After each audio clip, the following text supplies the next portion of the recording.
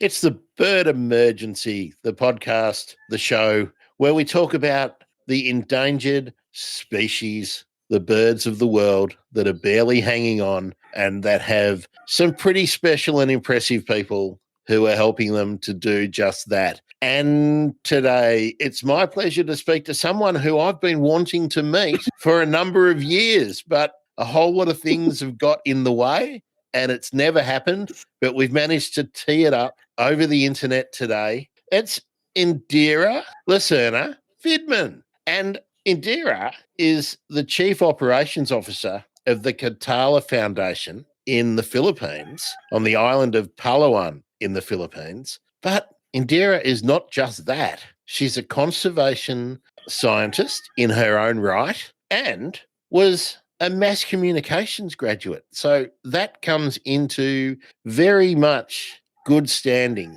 to do the job she's doing. And we will be talking particularly about the Philippine cockatoo, or you might see it listed as the red-vented cockatoo, critically endangered. And Indira, thanks for joining me. Welcome to the show. Hello, Grant. Thank you very much for that kind introduction. My God, as I told you earlier, I'm a bit nervous. I'm so excited. I don't know what is the format, but the excitement is just enough for me to really start it on. Yeah. So yeah, I'm happy to be able to join you this afternoon and this morning. I don't know whatever time it is all over the world, but it's afternoon here in Palawan, Philippines. And yes, I'm so happy that finally we got in touch with each other, and hopefully physically we can see each other soon after this COVID thing. Now, let's talk first about the foundation. Tell me how the foundation got started, what your initial aims were, and where exactly you are located, because the Philippines is 7,000 islands. So tell us about your home base there.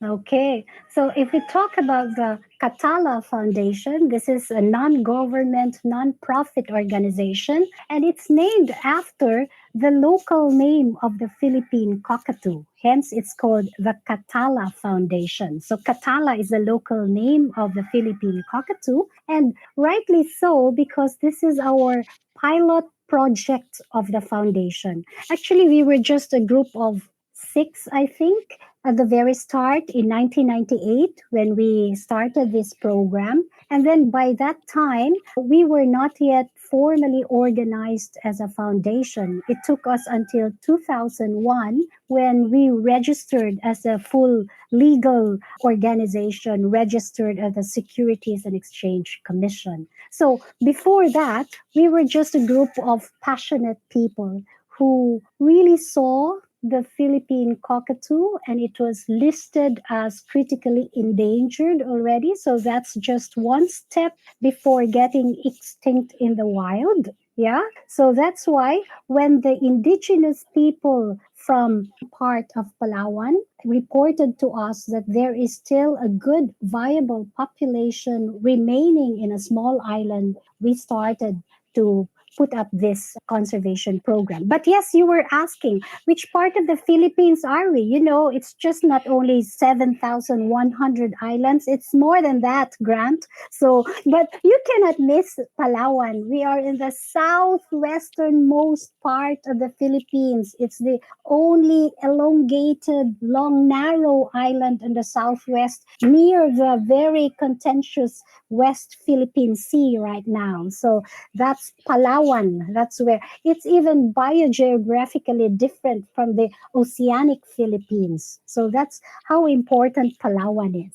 And if you are wanting to get an idea, if you can think of the globe, or you think of Southeast Asia and Indonesia, the western coast of Borneo, Kalimantan, if you draw a straight line along the coast of Kalimantan, it basically would then run directly into Palawan. And if you kept that line going straight, then it would run into Manila. So that's to place it pretty much where it is. It's also Ho Chi Minh City is about level with with Palawan in terms of, what do we say? That's longitude, isn't it? No. Yeah, it's So, actually, it's right. So that they're from Kalimantan. Well, I don't know if it's easier to find Kalimantan, but maybe Borneo is really the thing that goes into the head, but Kalimantan well, is quite difficult to find.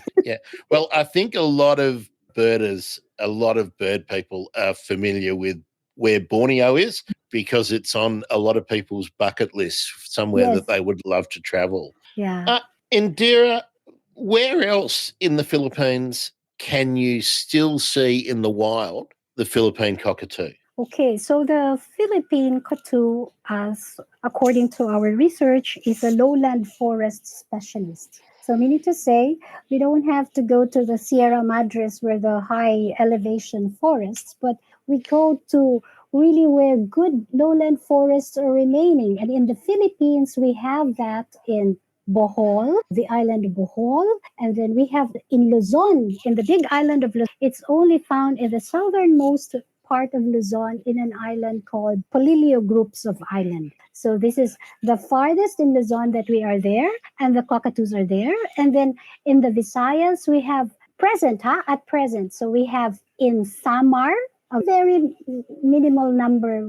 Our last survey was just between 2 to 4 in the mainland Samar, but in the islands of Homonhon, we have still a good number of cockatoos in Homonhon Island in Samar, and then in Bohol, and of course, the biggest share of it is in Sulu. No? So in Sulu, a very interesting Sulu group of islands, and in Tawi-Tawi, we have a good number of cockatoos there. Sulu is a very interesting case at the moment because there is an indigenous insurgent. Well, it's called an insurgency, but I'm sure if we talk to the indigenous people, they would probably say, we're not the insurgents. But there is an armed conflict, which makes it very difficult for anybody wanting to do any research or management work to assess that population. And there's a whole lot of other really rare birds who are hanging on in Sulu. Hopefully one day that will all get resolved and perhaps some really good management programs can take place involving the indigenous people of the area and all of those birds. My favourite, the Sulu bleeding heart pigeon, will hang on. What's the best population estimate you have of wild birds left? For the Philippine cockatoo, our recent population estimate is between 820 to 1,280 individuals. And up to 86 or 90% of that global population could be found in the island province of. Hence, the concentration of our work is really here in this province. You are undertaking captive breeding, aren't you? No, we are really doing in situ conservation, meaning in the wild. Well, we have a center. We have a center developed in one of our project sites, but we are still learning a lot about captive breeding. Grant, there is also a very big problem on captive breeding of the Philippine cockatoo. No, I think you are aware of this aggression of the male killing the females. But this we haven't observed in the wild at all. So there is no aggression of males against females in the wild. And the in situ conservation is quite doing well. So that's what we are promoting, that if there are existing populations and viable populations that we can work on, then we should develop on that. So I've been following the articles on the foundation website, and a lot of them talk about birds being released. Does that mean if you're not doing any captive breeding, where do those birds come from that are being released to other islands? And because as I understand it, you're trying to maintain the genetic diversity of those smaller populations by releasing birds from other regions into those populations. Exactly. So this is what we call supplementation of the natural population. So there are the birds, the source of the birds for release are those from confiscation or they are rescued birds, rescued in the times of long dry spell, for example, if there is El Nino, for example, in years 2015, 2010, and even 2017 and 2016, we have to rescue hatchlings. Every year, we are monitoring each nest tree. No? So we are monitoring each nest tree. So we monitor, we climb the trees, and then we check whether the hatchlings have food in their crop. And if they are not fed and if they are starved, we have to rescue them. And in our rescue center, we are selecting birds whether they are fit for release back to the wild, and those confiscation, for example, confiscated birds, sometimes they are so tamed already that they are not anymore fit for release. So they stay at the center for education purposes. So that's why our rescue is very important, especially that we want really to supplement the natural cockatoo population. For example, in one island in the north of Palawan, we have a project site far north called Dumaran Island.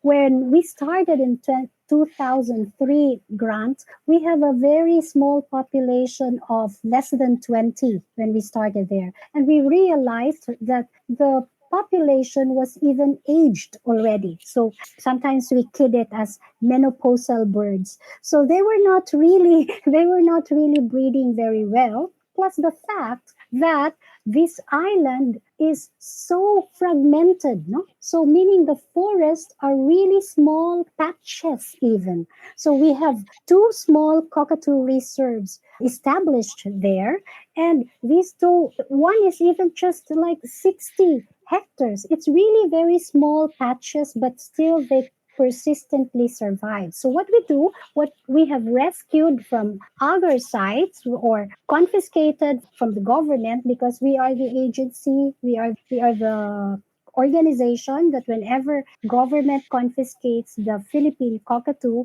it is turned over to us for proper treatment and handling. So we check whether this is good for release. So that's where we get our releases. And I don't know if I'm too talkative, or I don't know if you have read about gold.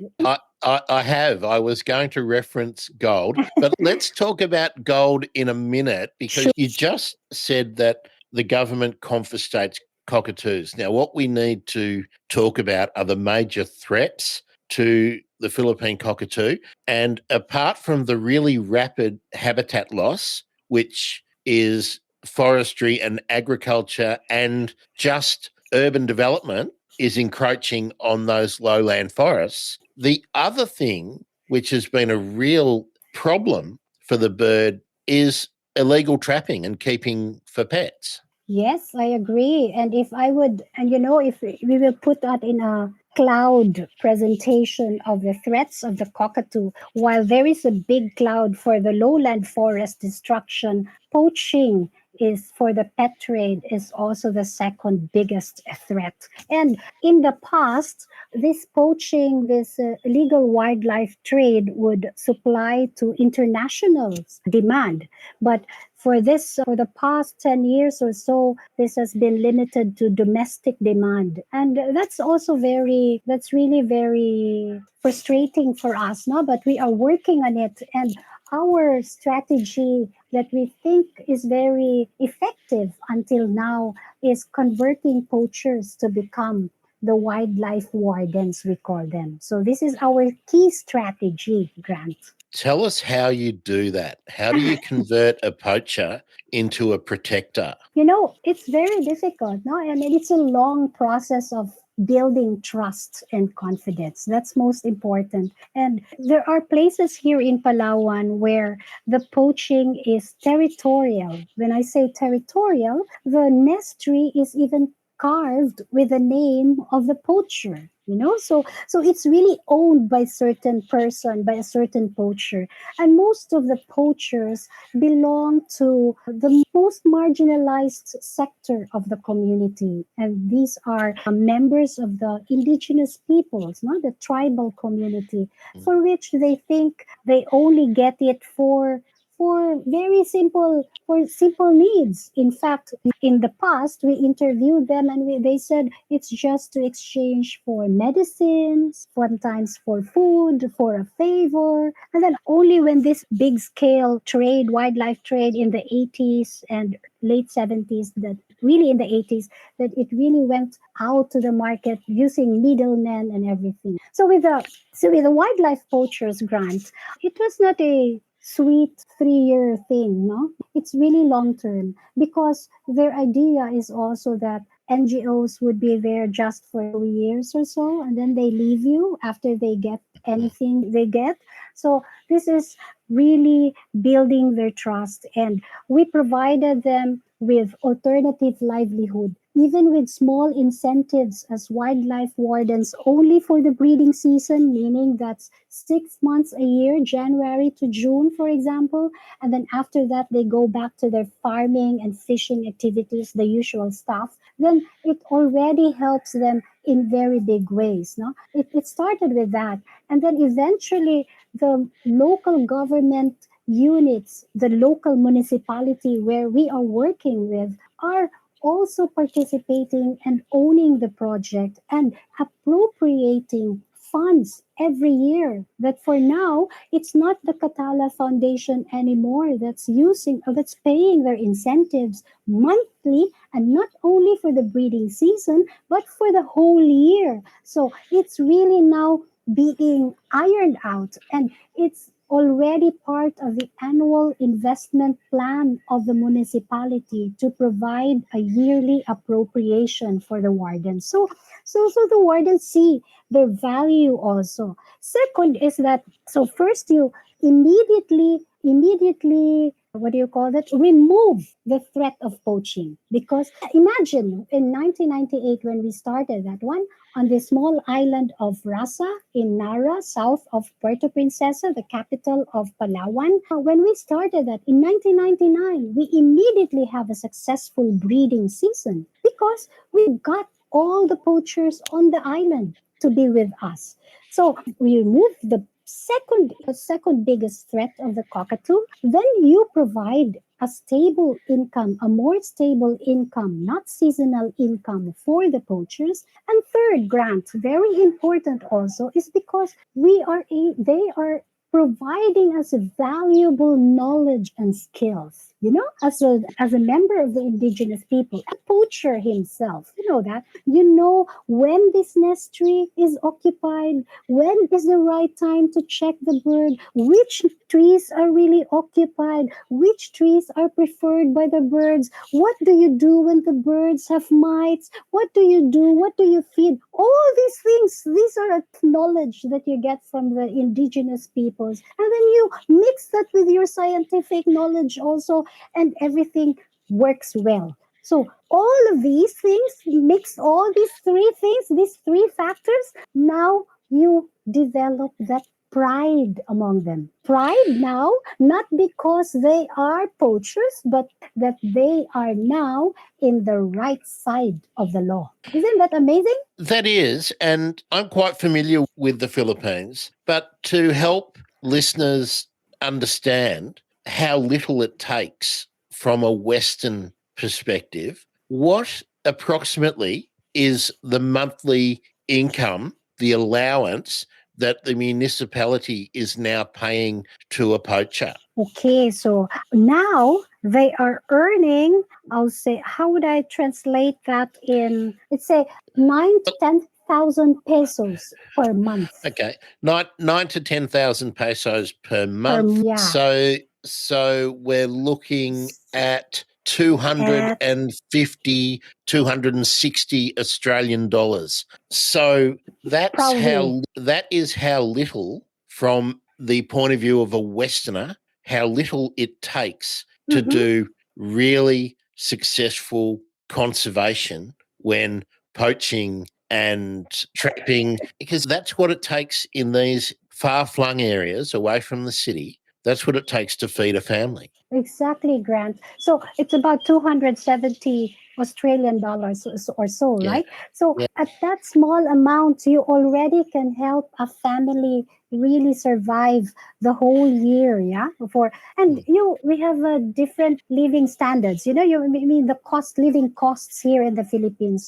So I think whatever little amount yet stable at that you can have is very much appreciated and valued if you compare it to poaching just for 50 pesos or 100 pesos or 250 for a hatchling, and you aren't even sure whether it will survive in your hands for the days that you will take care of it, and then give that to the middleman, and the middleman is the one earning much much more than the real poacher. So it's really very rewarding. I think that's why I want really to share the cooperation of the municipal government. No, this is important because while the Foundation is an NGO looking for funds to make the operations be ongoing and for a long time, like over the past 20 years we have been into this work. It's also very important to show from funders all over the world that there is that commitment from the local community. So this is really what makes it, and there is the tangible results of the study and of the conservation work, and there is a community working with it, and the local government pouring in money in it. So this is not so difficult anymore to look for funds. It's a really good story. Now, before we talk about gold, I want to talk a bit more about the bird. You mentioned that they can be very aggressive in captivity. Now, you are familiar with many of our Australian parrots, Yeah. cockatoos. You've been here, you've been birding here. Some of our birding folk in Melbourne have taken you around. I would like you to tell the audience who might be familiar with the galah or the little corella or the sulphur-crested cockatoo,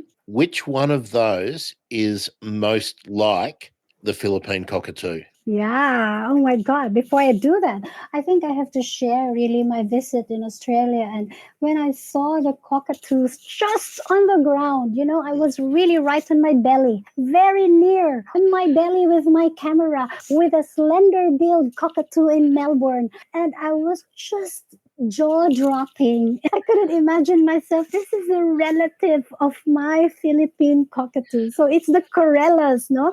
The Yeah. corellas, they share like our Philippine cockatoo, the helmet crest, unlike the Yeah. other cockatoos, which are like a fan crest.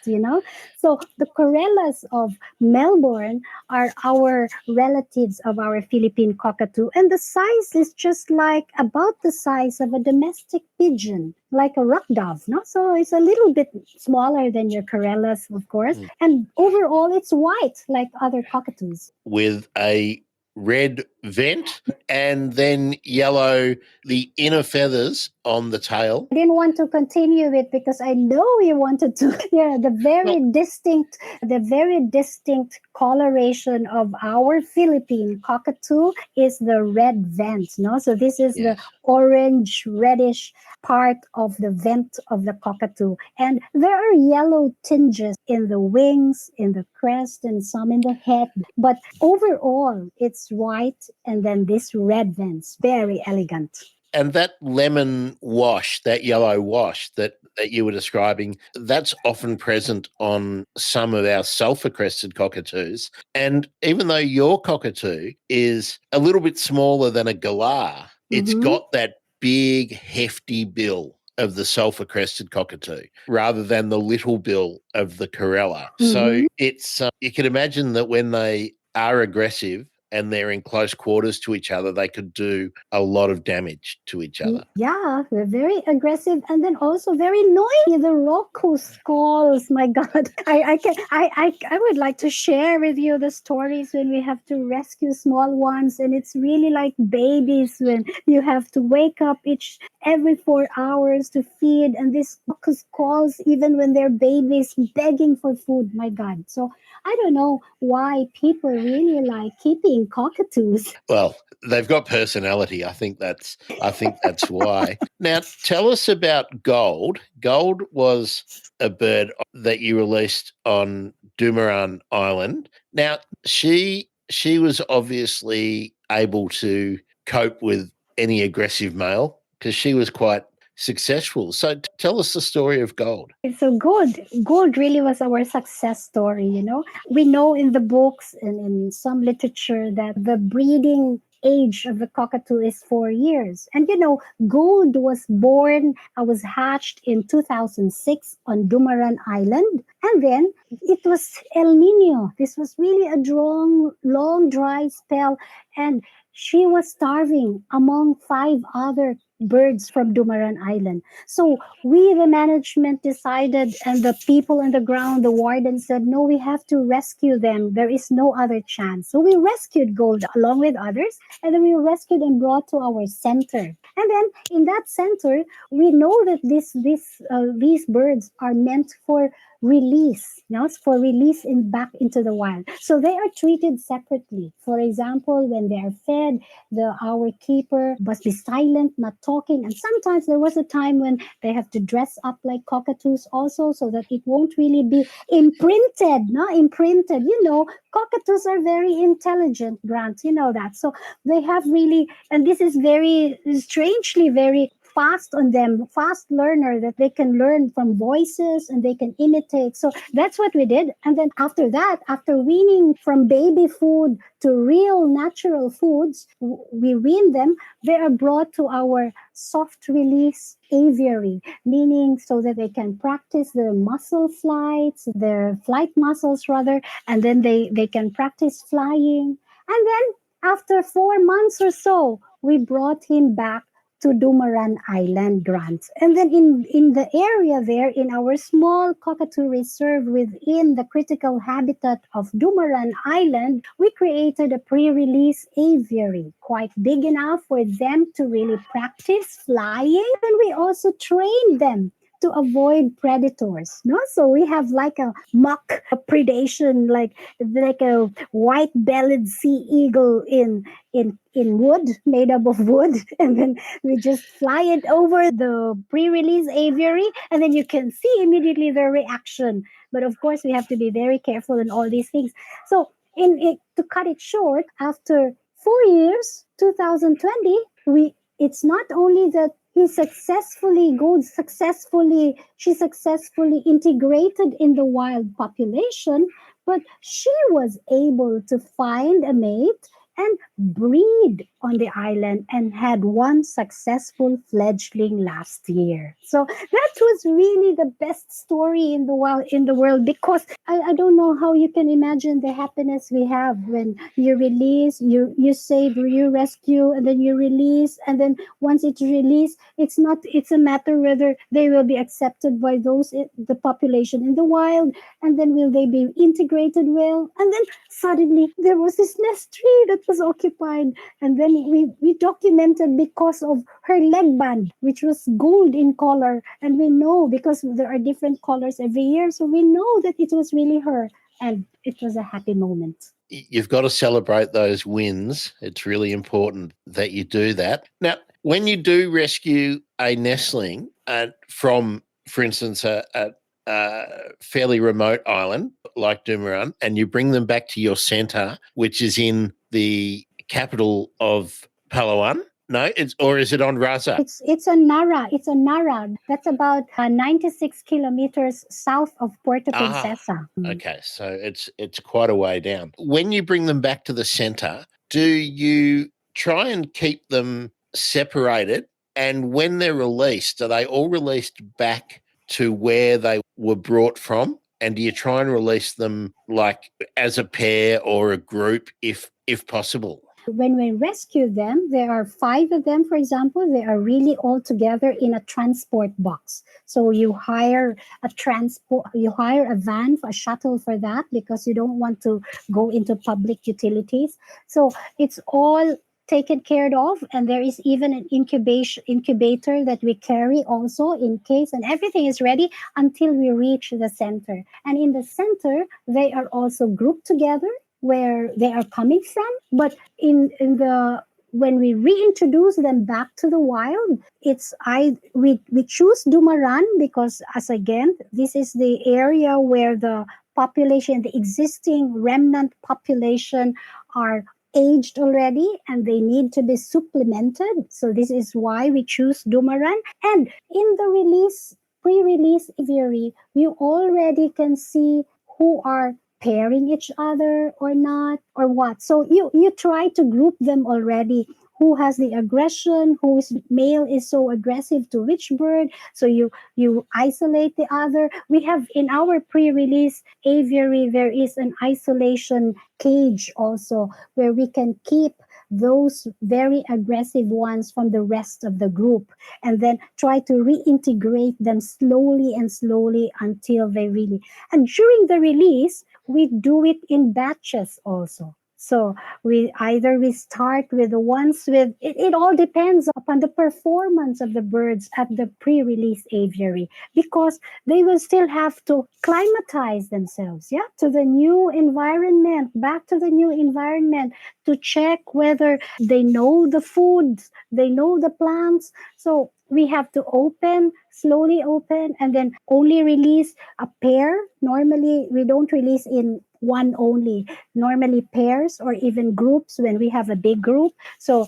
and then we still keep the latch open so that when they decide to come back, they still could come back. And then all the wardens are distributed all over the release site to check whether, at a vantage point, to check whether they have fed or not, or they what is the problem or anything until we really cannot see them anymore in the release site. So it's a process. It's a process. I wonder how secure the habitat is on Dumaran Island.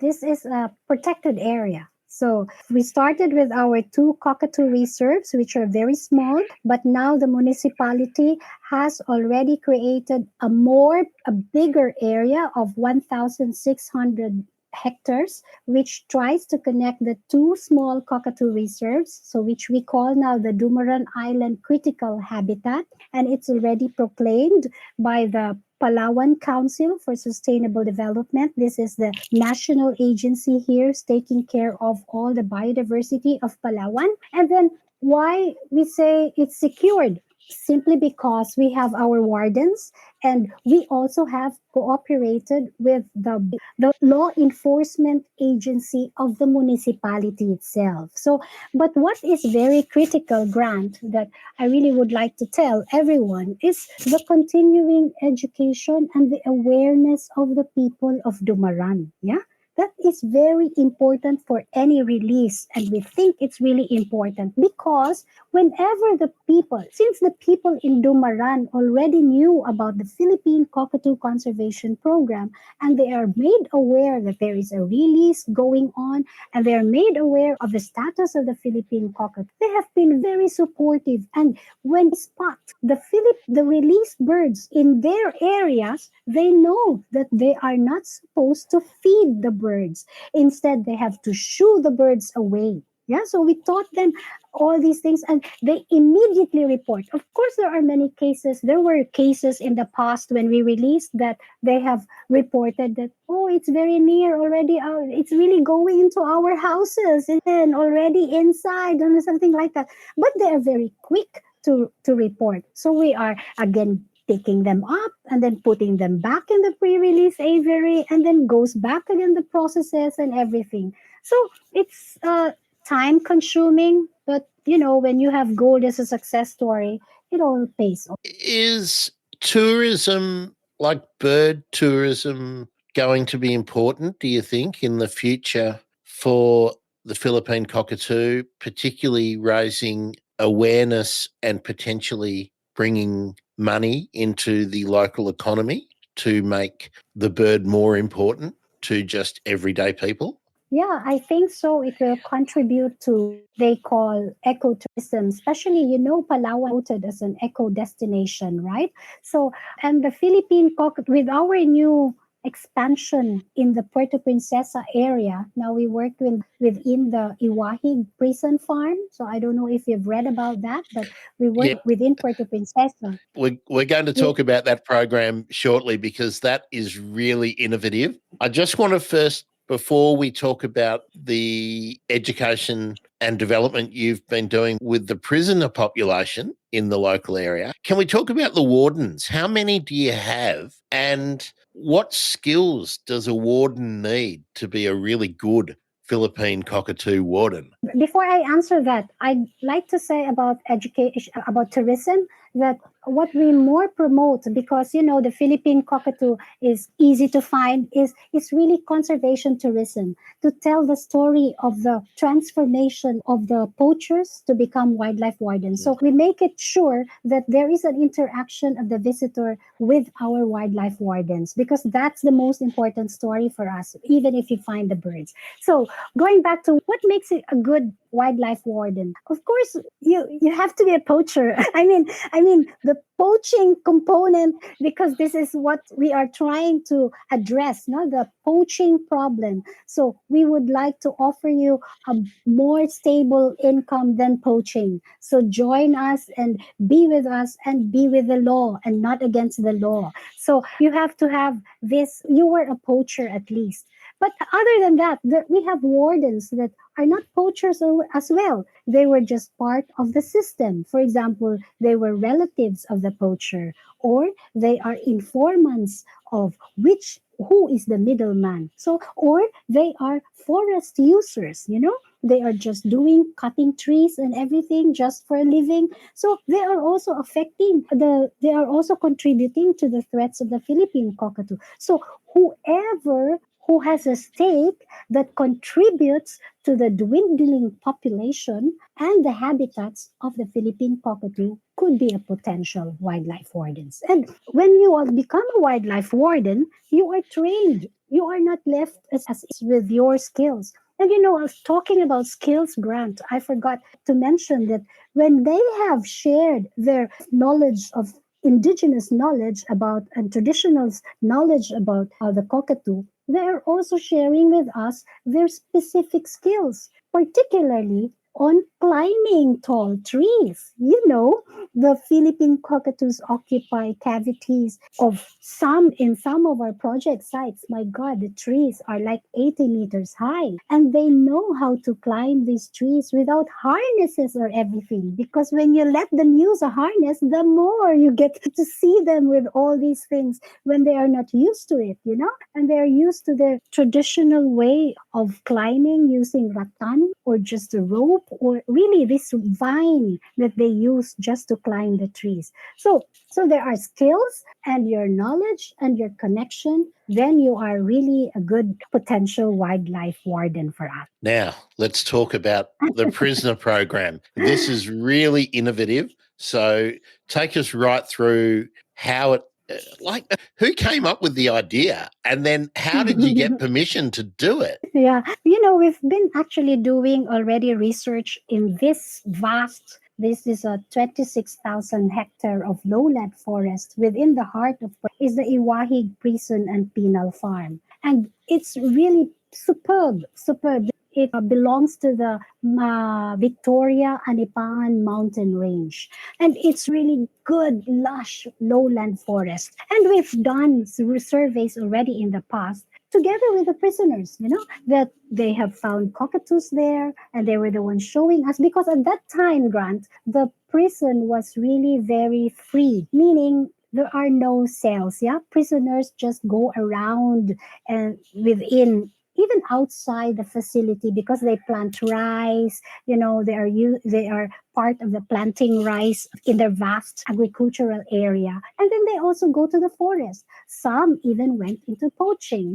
That's why they can show us the nest trees. That's why we know where they are, because they're the ones who also showed us. And not only the prisoners, but also the ex-convicts that have decided to stay already here in Palawan because they fell in love with Palawan. And then it's easy life here. If you only work hard, then there is everything you need. And there's a vast land that you can use. So they, both prisoners and both the ex-convicts, we are tapping them to be able to reach out to these nest trees.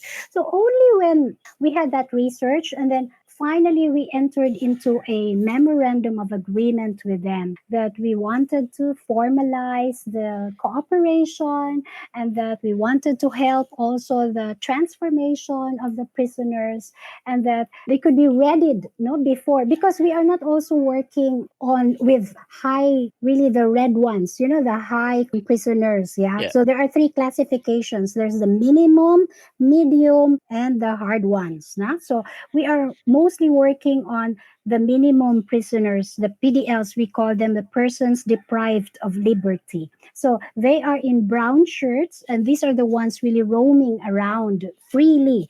They're just roaming around freely. So they are the ones we are training to become bird watchers, or they are the ones monitoring for us how many cockatoos are roosting in this area.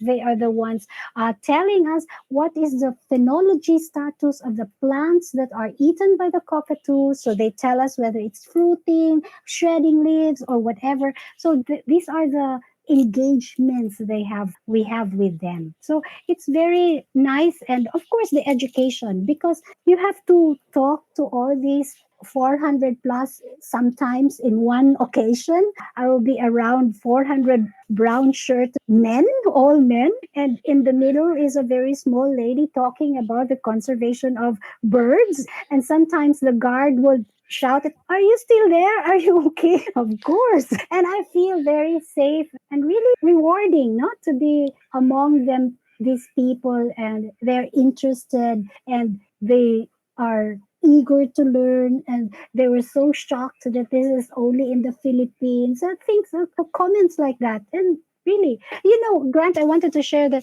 there are even some PDLs who would ask you if you have spare books because he is interested in reading about history. So you don't only develop them into becoming really open and talking about themselves, but also trying to help what their needs are. Yeah, I think the important thing is that you are able to talk to them as real persons and value whatever they have left that they have. Yeah.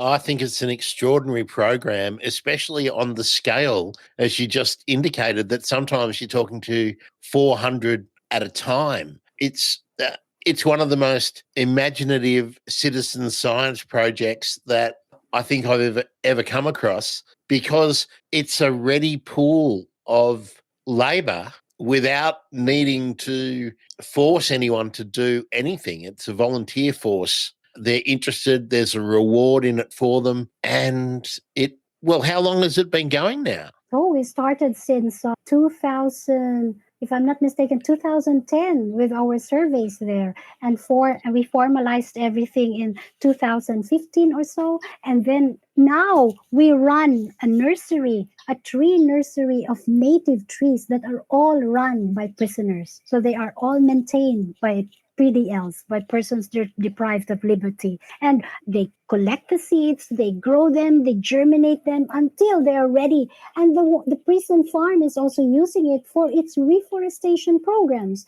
And we offer it also for other barangays or villages in Puerto Princesa who wants to avail of free trees that are plant food and nest providing for birds, not only for Philippine cockatoo. So it's really very specialized indigenous tree species nurseries that is completely run by all the persons deprived of liberty. And Grant, it's also important to mention that the superintendents are very important here. Their role, their leadership, to be able to encourage everyone, the staff, the management. There was a time when we had a tree planting of 3,000 trees involving the PDLs and also the staff. So that was really a quite big morning, and everyone was helping, and the media was also talking about it because it was a very big affair for them to do these things. Yeah, so tree planting is done every year by both staff and the prisoners, and even with the participation of other civic organizations in Puerto. So we are really growing very well in that area. It's an astonishingly successful community program, and I think it's fabulous. Now, you didn't tell me whose idea was it? Was it your idea? Oh, it's an idea of everyone. No person. But of course, Peter and I are really starting with all the surveys, and then it's working with the prison farm and penal colony. It's not only working with this kind of men in uniform, but we are also working with military Oh, men, no? Because yeah. that has also to come close with that. Yeah. So we have to coordinate with all the uniformed men also. So the Western Command of the Armed Forces of the Philippines, we also have good working relations and even a good understanding with them. And then they are part of our work prison farm also. So it's really a product of everyone. Nah? So we started with surveys, and then the superintendents are very interested. I want to mention that sometimes when we go on surveys, we are given guides from the prison farm, no?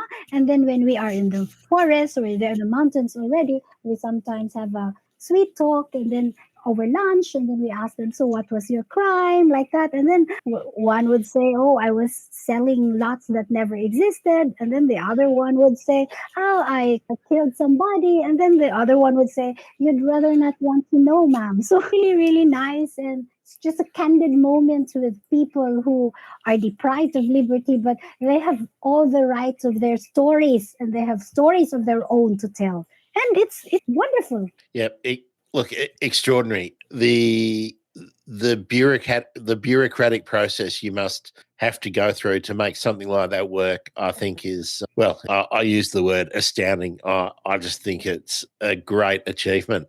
Now, Indira, your job is also at the interface of science and the community action that the foundation does. So, tell me what role hard science, the scientists collecting data in the field, how are they? Well, is there much of it still going on at the moment in the Philippines? And then how does that information filter into the foundation and then out to all of your wardens and all of your staff in the centre so that the most knowledge as possible is coming into everybody working hands on with the bird? We believe that everything should be science driven, meaning evidence based. So we only can do that if we really do implement scientific studies not only on the ecology and biology of the species we are working, but also working on the restoration efforts to help also in the habitat of for the habitat of the species we are working with. And with that science in our heads, it cannot just be done by people of the by members of our foundation. No, it's not that way how we work. We always engage community from the very start, meaning to say this citizen science thing, for example, the wardens, that's really citizen science. Yeah, that is really actual effective and proven citizen science because it is real their work. And we have some volunteers already developed and really promoted on each of our project sites. I tell you about these volunteers, for example, that they are not given really a big amount, or not in some. When we started, there was really no amount at all, but now they are carried over part of the municipal funds. So what they do, for example, these are volunteers along the coasts of Nara, for example, that they count the birds every day which are crossing from the island to the mainland to forage, and then checking whether that number is equal to the number going back to the island from the mainland. And every day we do that. So when we had issues, development programs of the government, for example, to put up a coal-fired power plant just across our wildlife sanctuary where we started the Philippine Cockatoo Conservation Program, the community was the one fighting because evidence the science of it, the numbers that there are indeed crossing and would be affected by that monstrous development is owned by them. The foundation, the data, they own the data because they were the ones collecting the data. So when we presented that, and they were the ones helping, not behind me, but in front of me, fighting against it for a very big project, I could only cry. You cannot do anything but really thank from your very bottom of your hearts how they have helped avoid this destructive development projects because they own the data. That's the science that we want. That it's not it's for decision makers to base on whatever is for that area. So we have had many struggles in the past, and because of this data, because of this science that we have, it has really reversed the decisions. What about the ecology, biology, master's students, doctoral candidates, postdoctoral work coming out of the major universities in the Philippines? Are there many people doing projects on the Philippine cockatoo? For the Philippine cockatoo, not so much, but the conservation field of conservation biology in the Philippines is getting now in its peak. No, I mean there are now universities offering the course itself, and there are more. We have like a biodiversity conservation society here in the Philippines, of which I sit as a board member as well. So we are really encouraging so many young ones now. When we started back so many years ago, there are now many potential young researchers that we are offering scholarships and programs and internships to join in actual field works so that they get the feel of it. It's very difficult. Our problem really, Grant, is then finding people who are passionate enough that it's not about the salary, it's really about the fulfillment of the work. And this is difficult to develop in just in the university days. This has really to come from the very early years of your childhood. Yeah, that's the difficult part in the Philippines because, if you compare in the Western countries, the culture of zoos and museums are very far different from the Philippines. And the different educational system we have here is not so much developing critical thinking and really applications of all the concepts, environmental concepts, ecological concepts, to what could really be applied on field. No? So slowly these are changing, and we are happy, and we are happy that we are able to influence because we are given the platform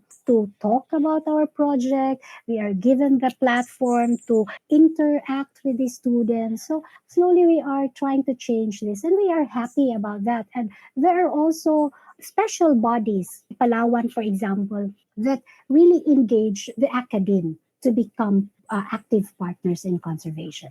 Well, I'm sure that will grow as the Philippines develops. I think I mentioned to you earlier, I've been to the Philippines a few times, and I was always surprised at how little the people that I met in the provinces, spending a lot of time in really far-flung rural areas, the people just didn't really consider the birds around them. Quite different to hear that we have a sort of familiarity with what the birds are. And look, frankly, I think it is because there are different priorities for the life of somebody in the provinces in the Philippines. They don't have the luxury of the time to be whiling away the hours watching birds flying by. They've Yeah, got other. I agree. Grant, that whenever we start a conservation program, the question is which one is important, the cockatoo or us? So why do you stop us from cutting trees? Why do you stop us from all these things? And it's very difficult to explain that, and it's very difficult to explain because they always connect it to the ecological function of a species or a biodiversity or a resource, right? So it's hard. And that's why our mantra, our slogan is always share a place to live. you are not the only being here that deserves to survive. And when you are protecting the Philippine cockatoo along with its habitat, eventually you are protecting your own because you are protecting the watersheds that support your water supply, that supports everything you need. So it's just a ripple effect. And then we just use the Philippine cockatoo being so charismatic, and of course it's critically endangered, so they take that responsibility also, because 90% of the global population is in Palawan, so the greater responsibility is in our hands, and hopefully in the future we can bring it back to within its historical range, that we are able to bring back the Philippine cockatoo, and other Filipinos from oceanic Philippines could also enjoy the actual sight of Philippine cockatoo. That's a brilliant and really wonderful aim to have. And it just highlights that you cannot separate the conservation, the biodiversity arguments in any of those situations from the economic imperatives of the people who will be affected by any of the work done. So I think it's phenomenal what you've been doing. Now we need to talk more about Indira. Now Oh my.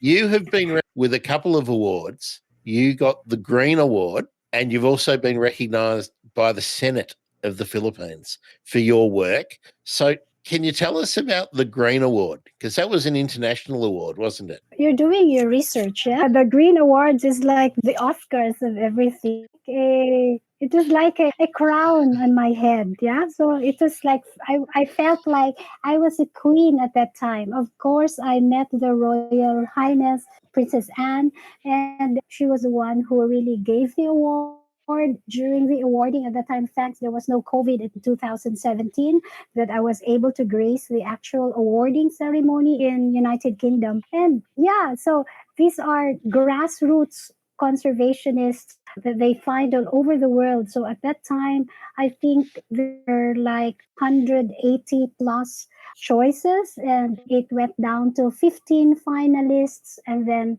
I was among the six really awardees and the only one in the Philippines at that time. So it was, well, it while it was putting some butterflies in my tummies and everything, the responsibility is also higher, no? And then, but the good thing about the Green Awards is it really put the level of the foundation, the Katala Foundation, into a higher leverage everything. So we were able to more speak to all the government agencies, because this opened a very big for us to be welcomed by everyone. So it was the plus, of course, the Senate acknowledges the work we have done, and immediately upon arrival from UK, from England, they arranged everything that I would not go back immediately to Puerto Princesa, but instead drop by the Senate, for they have prepared already a signed resolution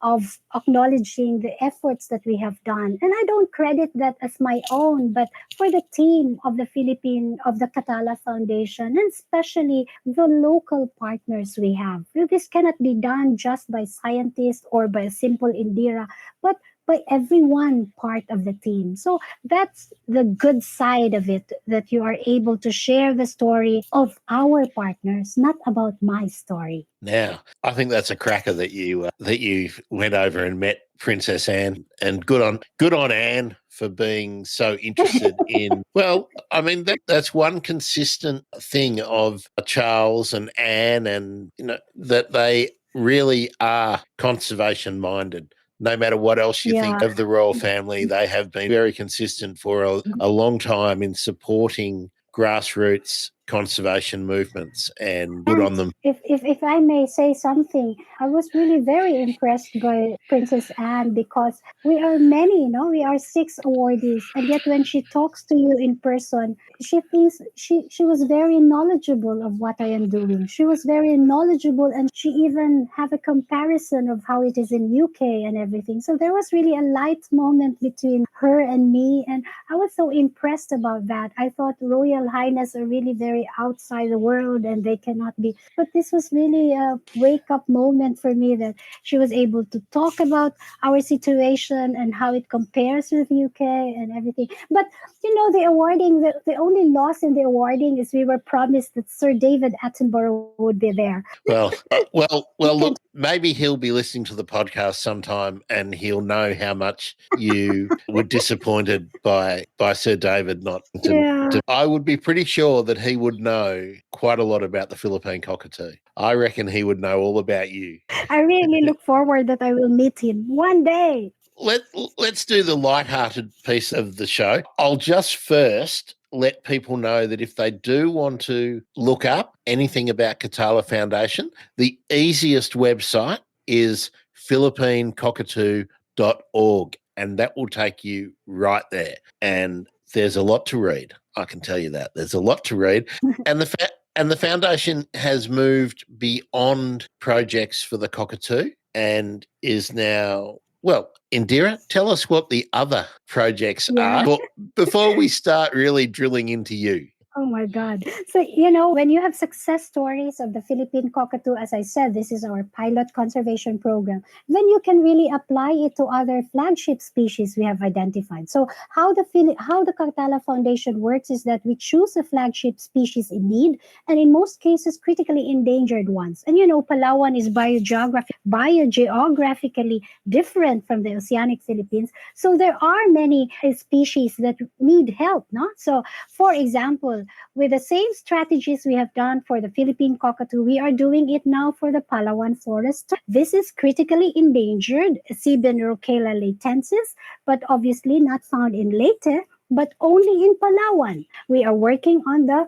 Palawan, the one of the 8 pangolin species all over the world that is the most traded animal in the whole world, among mammals especially. So the Palawan pangolin, the Palawan forester. We have a project also on the 2 deer species of Palawan, the Calamian deer and the Balabac mouse deer, both from the both ends of very north and very south, very restricted home ranges and very restricted distribution in the province of Palawan in the Philippines.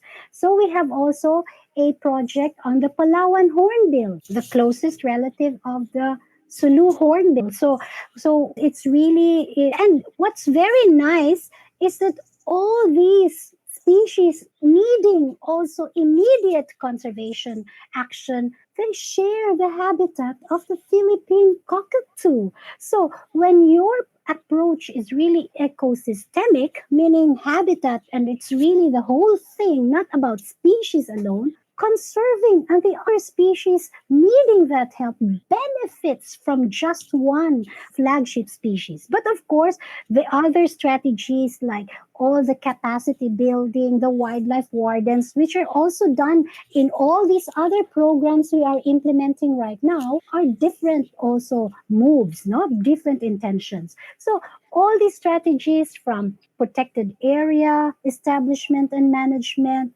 from capacity building, from wildlife warden scheme, from scientific researches, all these are applied in all our other projects. It's terrific. You're making a massive impact, and hopefully people will model what you're doing in other parts of the Philippines and indeed in other parts of Asia, where on-the-ground strategies can make a huge difference if you can get the local community on side and involved. Indira, you did mention to me that when you came to Melbourne, let's spill the beans. You're not only a wildlife nut and a birder, you're a tennis nut. So you came to Melbourne last year for the tennis and you went birding. Now, which is great. So that makes it easy for me to ask the first of the bird emergency questions for you. When you went birding, do you remember which field guide you were using? I think we carried 3. I think we carried 3 in that time.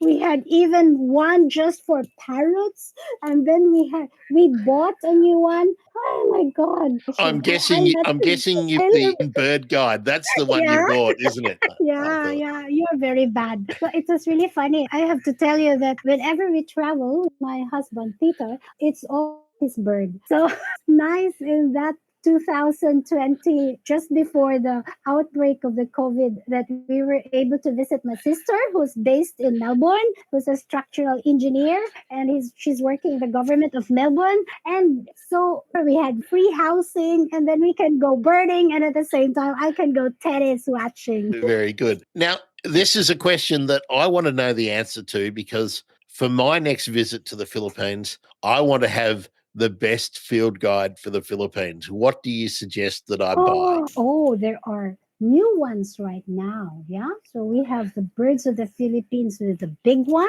and we have also the old one, which is still reliable, the Kennedy one. And then we have an electronic Birds of the Philippines by, oh my God, which is the author now. And there are small ones also that are very handy, Birds of the Philippines by our friends Adrian Trinket Constantino and Rob Hutchinson. And yeah, I can lend you even the ones I have. Well, I do want to buy something. I think I might invest in the electronic, in the app, if there's an English version, because I have no Filipino whatsoever. And you've actually got a couple of languages, native languages in the Philippines, so it's too hard to learn. In English, so you really can Birds of the Philippines in English. It's very good. Yeah. Okay, well, I thought we might have trouble with that question, but no, that was really good.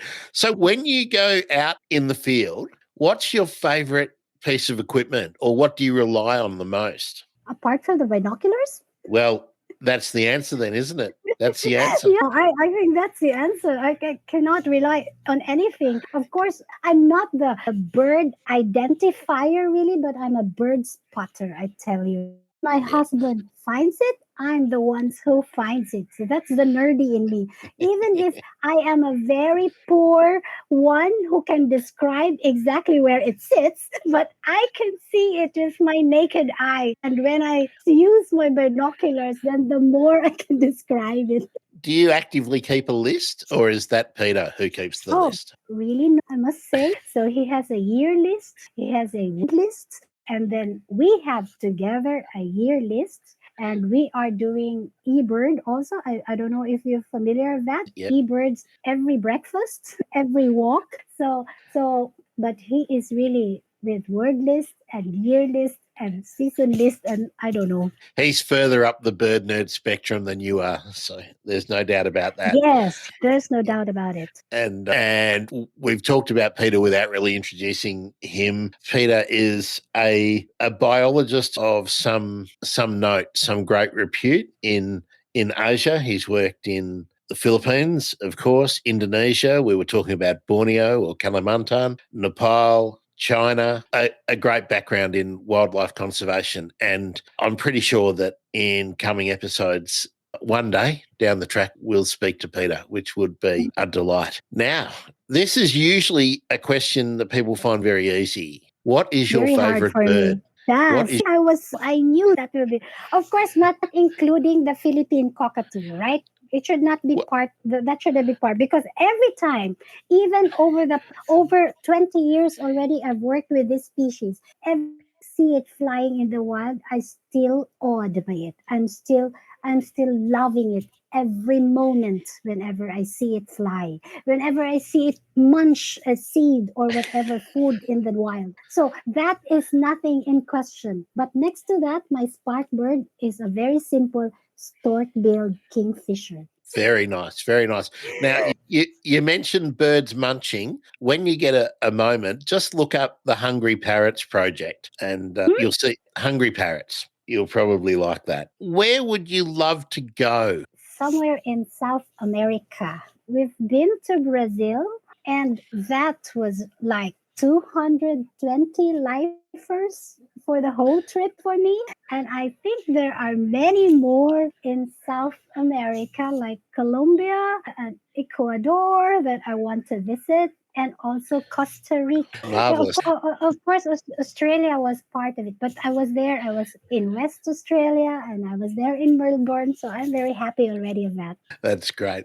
Where was the highlight for birding in Australia? Oh, I think this time I think for all my, well, I only had been in Australia for two times, and I like more the ones in West Australia when we were in Perth and then along there because we really drove. That's the perk of being a driver, of being the driver of a nerd birder, because then I really also have to enjoy the side. So that I really like that, and I have so many nice moment, not only on birds but also with other wildlife. Seeing the new roos and everything, and the oh wow, my God! So these are really memorable moments in my life. Australia. My God, it's just everywhere. I really cannot understand why there are so many and they are so close and not difficult to find. You don't have to sweat anything. We just walk from the house and go to the park. And the first, I had already 16 lifers, 16 different parrots. My God, Grant, how could you be so blessed? Australia, land of critically endangered parrots. No Yeah, doubt about it. Fantastic. really.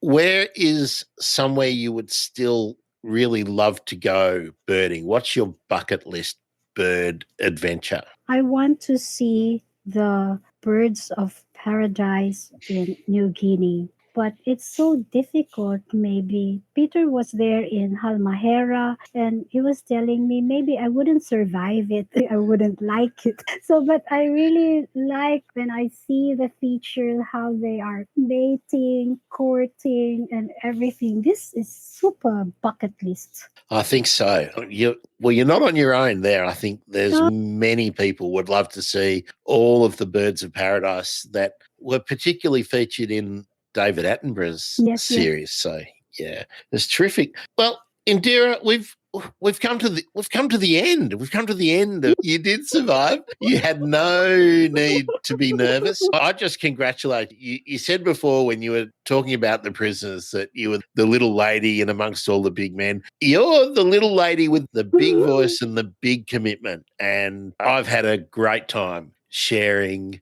your efforts with the bird nerds of the world. And hopefully, many of them will choose to support the work that Katala Foundation and you and Peter, your team, the warden, the persons deprived of liberty, undertaking in the Philippines on behalf of many of the critically endangered species there. Thanks so much for being part of the bird emergency. Thank you very much, Grant, and thank you for letting me feel very comfortable. And thank you that I am able to share our little challenges and little successes as well, so that people would know that there is hope, yeah? In the midst of all this crisis and in the midst of the plunder all over of our ecosystems, there is hope if only we work together. So I hope we can share this and spread this news and share a place to live, as I always say. Absolutely. I'm Grant Williams. This has been the Bird Emergency. Thanks for listening.